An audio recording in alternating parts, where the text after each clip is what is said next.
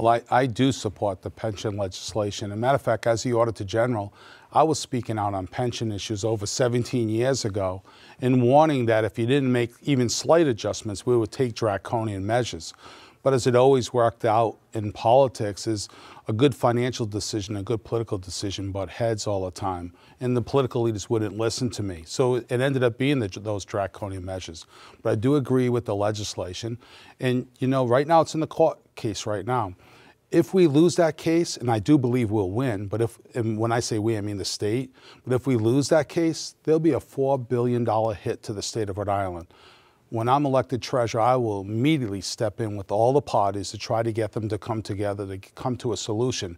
It's that important. And I have firsthand experience doing that. As the Auditor General, I went into cities and towns that were on the verge of bankruptcy to help them solve their financial issues. I have the ability, proven experience of bringing people together to get things done. And we can do that here, and we can fix that and make a better life for everyone.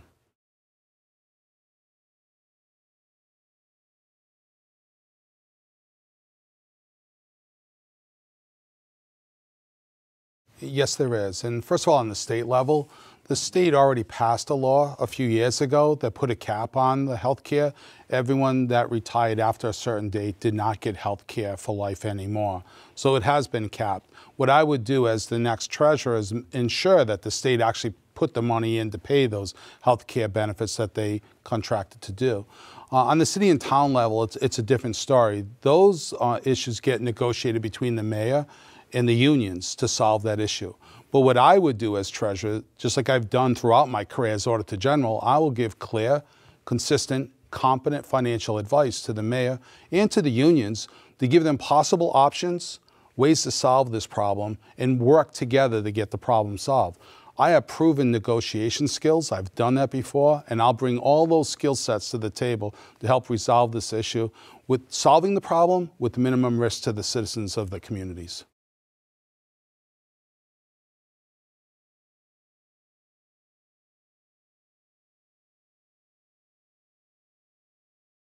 Well, I would change the investment strategy, but the first overriding issue is I'll improve returns, I'll reduce expenses, I will diversify those investments. I will make that plan sustainable for the retirees at a minimal cost to the citizens of the state of Rhode Island. One of the big issues that's come up this year is the issue about hedge funds. And I'm a true believer in that everything should be transparent. Hedge funds are high in cost, lack transparency, hard to get out of. So to me, I would substantially reduce the investment in hedge funds and eventually lead towards eliminating them. But I also would keep in mind that I'd read every single contract, because we have to keep in mind there could be large exit penalties to get out. And when you make a financial decision, the same way I've advised governments and individuals and businesses throughout my career, I let them know the true cost to stay in and to get out. So we'll analyze every single one of those and make sure we make prudent financial decisions for the best interest of the pension plan and for the citizens of the state of Rhode Island.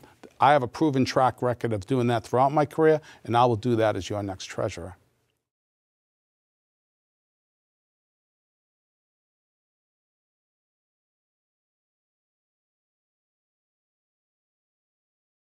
Well, the first thing is I've seen firsthand by reading reports across the country that Rhode Island is ranked 5th worst state, the accumulated debt in order to get a bachelor's degree. This is just unacceptable to me.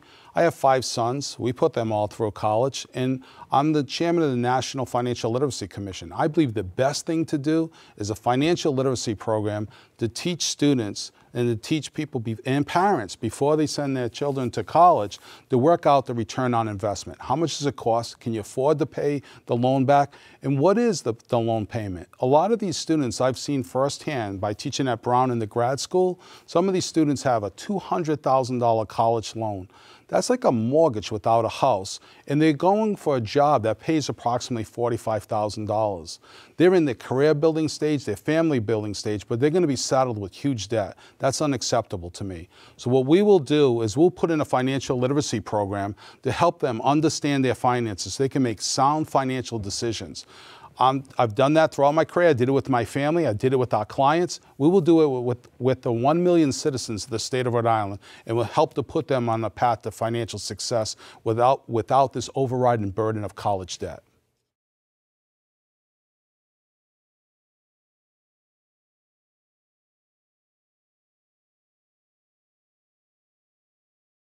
Well, first of all, I believe this loan should have never been made in the first place. It was a bad deal from the very beginning.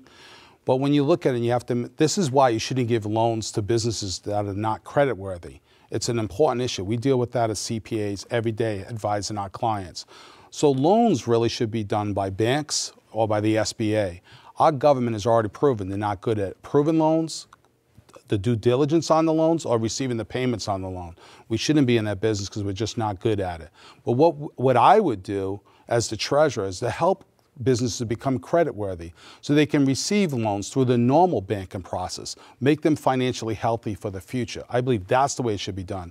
But as far as paying back the loans, it's so important. The same way I've done with all my clients as a CPA, it's the cost and the benefit. There were 2 independent studies that said if you did not pay back the bonds, it would cost somewhere between $800 and $300 million more than not paying back the loans. To me, it's critical that we make this decision, pay back the loans, because it costs us more not to pay them back.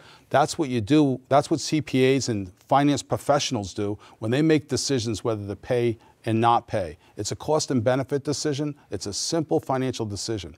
But I do understand why people would want retribution for what took place. And I'm a certified fraud examiner. I'm certified in financial forensics. I do believe that we should investigate everyone that was involved in this. And if someone did something wrong, they should be held accountable. It's being investigated by the state police right now, and I have full confidence in the Rhode Island State Police to investigate that matter.